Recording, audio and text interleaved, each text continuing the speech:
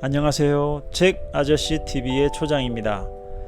오늘 읽어드릴 책을 소개해드리겠습니다. 제목은 어떻게 저런 생각을 하지입니다. 부제는 내리막 세상에서 성공의 승률을 올리는 생각의 법칙입니다. 저자는 이우철 님이고요. 이분은 광고 홍보학 박사님이십니다. 출판사는 이너북스이고요. 2020년에 출간이 되었습니다.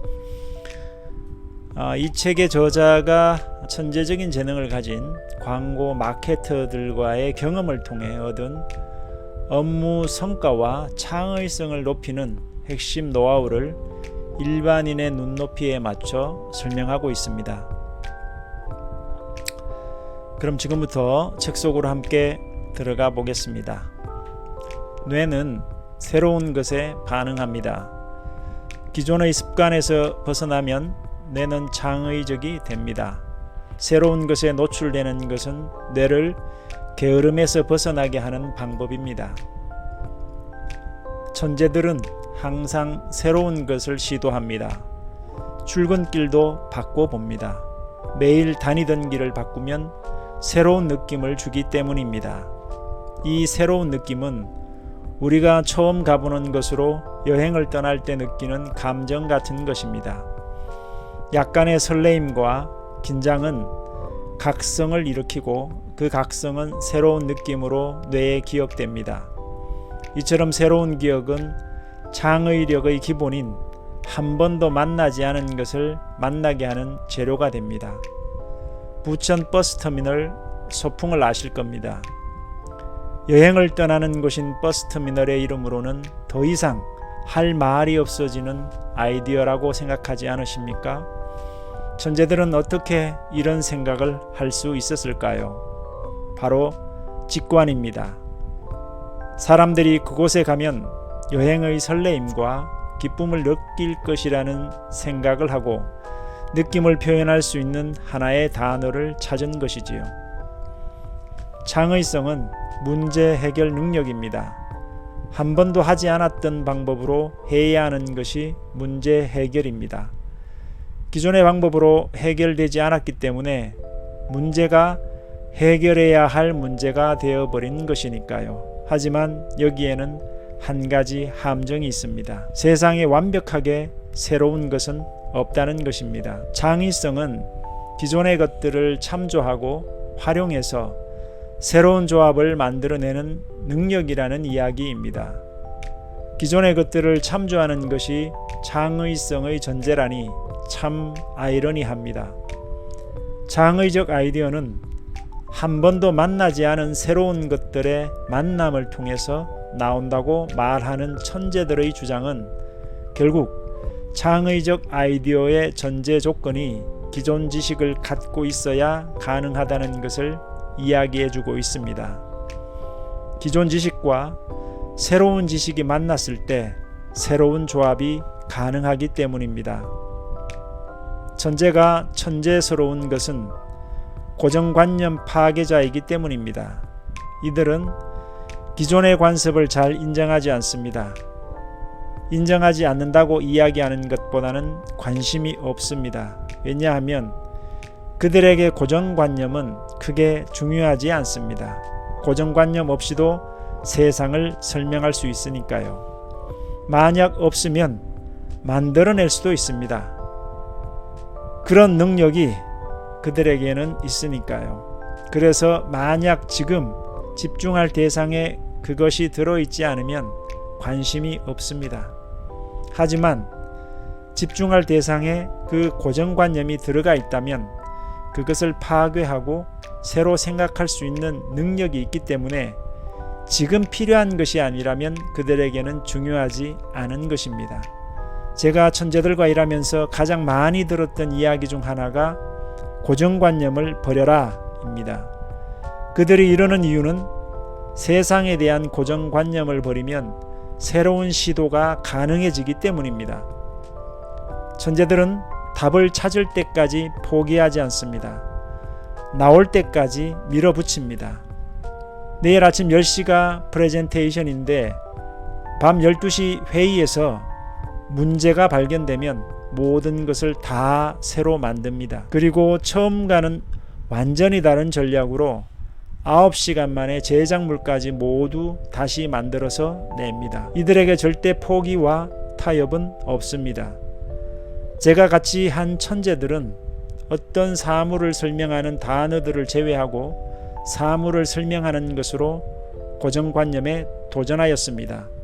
예를 들면 책상이라는 단어를 빼고 책상을 설명하는 것에 도전한 것입니다. 그러면 책상을 설명하기 위해 많은 새로운 단어와 단어의 조합이 필요하고 그것을 통해 새로운 것을 만들 수 있다는 것입니다.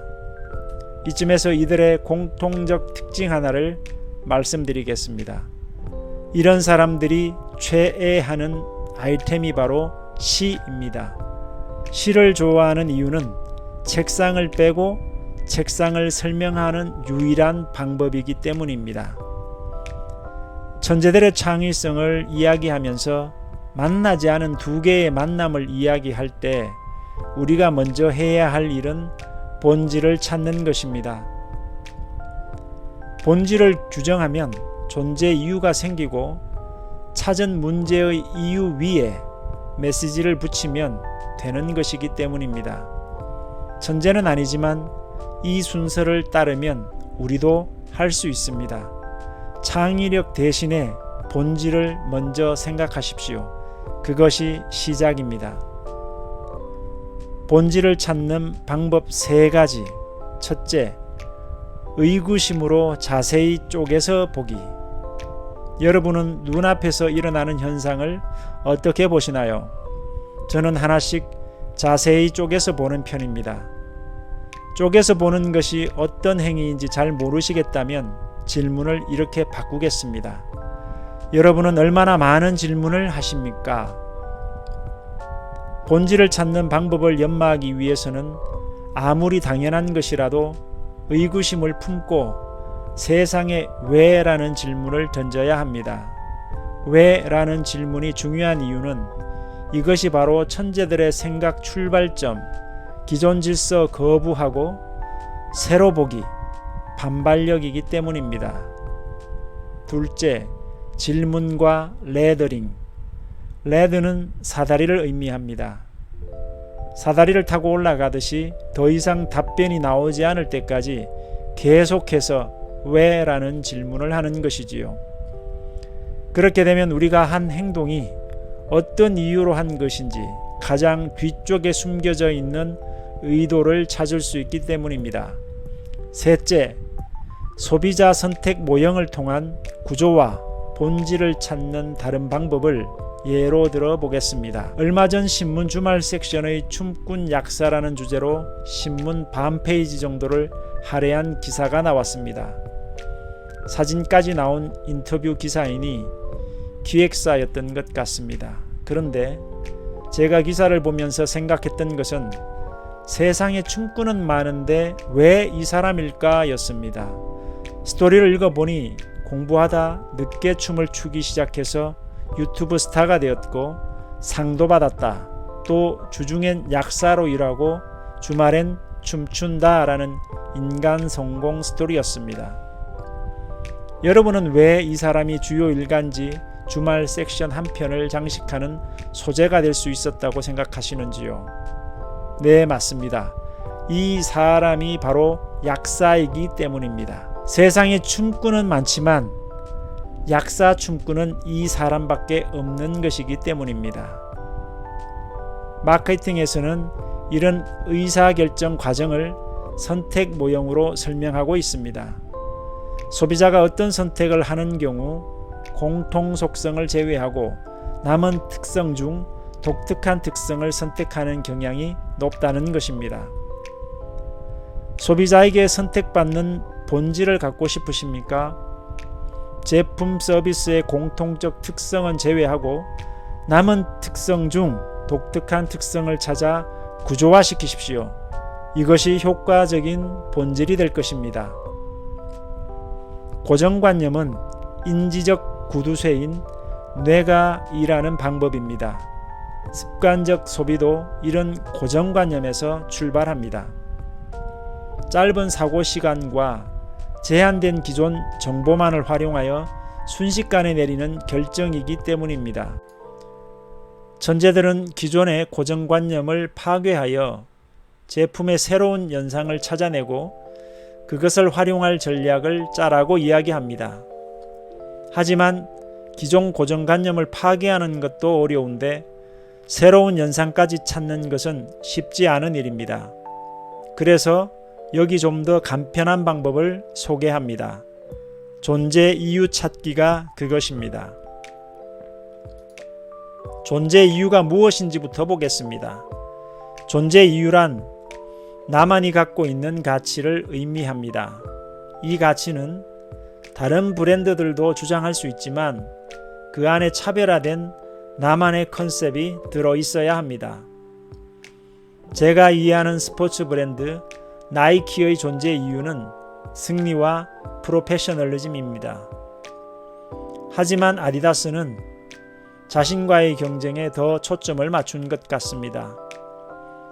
그들의 캠페인 슬로건인 불가능은 없다를 보면 말이지요. 존재 이유는 일종의 포지셔닝 전략과 비슷합니다. 나는 있지만 경쟁사는 없고 소비자가 좋아해야 효과적인 포지션이 만들어집니다. 존재 이유를 찾을 수 있게 해주는 프로세스 상황 분석입니다. 상황 분석은 시장과 소비자의 문제 요인과 기회 요인을 찾아내기 위해 실행합니다. 상황 분석 크게 4가지 요소로 구성됩니다. 첫 번째가 자사 분석, 두 번째는 경쟁사 분석, 세 번째가 소비자 분석, 그리고 네 번째가 환경 분석입니다. 자사 분석과 경쟁사 분석은 일반적으로 제품 관련 시장 분석과 같이 진행합니다. 예를 들어 회사의 비전, 경쟁사와 자사 제품의 물질적인 비교, 브랜드 이미지, 제품의 역사, 인지도, 점유율, 경쟁적 우위점, 유통 상황, 광고 메시지 등을 소재로 비교 분석할 수 있습니다. 소비자 분석의 경우 예를 들면 non-콜라 탄산음료인 칠성사이다와 스프라이트의 소비자 인식상의 차이점을 알아보는 브랜드 소비자 인식조사가 가장 일반적인 분석입니다. 우리는 이를 바탕으로 소비자 인사이트, 즉 통찰을 찾아내는 것입니다. 환경 분석은 일반적으로 지금 사회에서 유행하고 있는 심리에 대한 분석입니다. 가장 고전적인 예가 불황기에는 남성복 시장이 침체한다는 연구 결과입니다. 상황 분석을 통해 위의 4가지 요소를 정리했다면 이제는 이 자료들을 분류해서 문제와 기회 요인으로 축약해야 합니다. 고정관념은 마케팅에서 가장 중요한 개념입니다. 브랜드의 고정관념이 없으면 소비자들의 선택을 받지 못하기 때문입니다. 천재들은 직관을 활용하여 존재 이유를 찾고 고정관념을 만들어냅니다.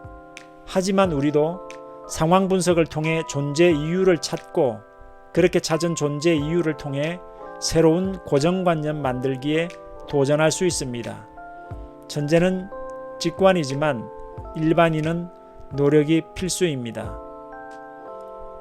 천재들이 갖고 있는 선천적 능력인 직관이 없다면 우리는 전문 지식과 경험을 축적하여 직관과 비슷한 결과치를 출력할 수 있는 육감을 키우면 되는 것입니다. 이것이 제가 후천적 직관이라고 하는 육감입니다. 육감을 활용하기 위한 첫 번째 조건은 바로 뇌 속에 축적된 자료가 있어야 한다는 것입니다. 육감을 키우기 위하여 정보를 모으고 분류하는 작업은 매우 중요한 프로세스입니다. 마치 빅데이터를 돌리기 전에 필요한 전처리 작업처럼 말이죠. 선천적으로 본질을 파악하는 직관을 갖고 있지 않다면 머신러닝과 동일한 학습 방법으로 육감을 키우는 연습을 해보십시오. 선천적으로 타고나는 직관과 비슷한 판단을 내릴 수 있습니다. 육감을 키울 수 있는 방법입니다. 첫째, 정보를 모으십시오. 둘째, 모은 정보를 분석, 분류, 저장하는 작업을 매일 하십시오. 셋째, 그러면 나머지는 내가 해줄 것입니다.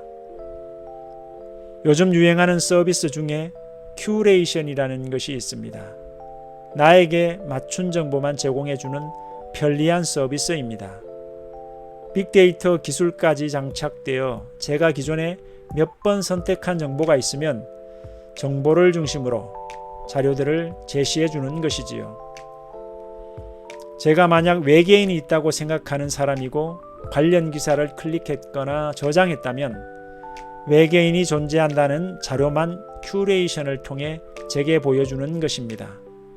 매우 편리한 서비스지만 또한 매우 위험한 서비스이기도 합니다. 자신이 보고 싶은 것만 보게 되는 경우가 생기기 때문입니다. 세상은 다양한 영역으로 구성되어 있습니다.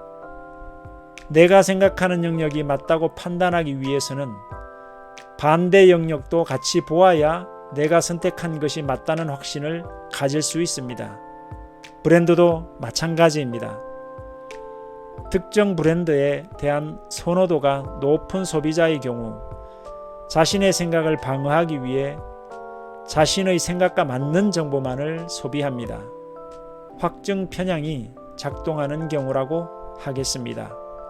이럴 때 옆에서 누가 어떤 이야기를 해도 이 사람은 해당 브랜드에 대한 사랑을 절대로 버리지 않을 것입니다. 시청해 주셔서 감사합니다.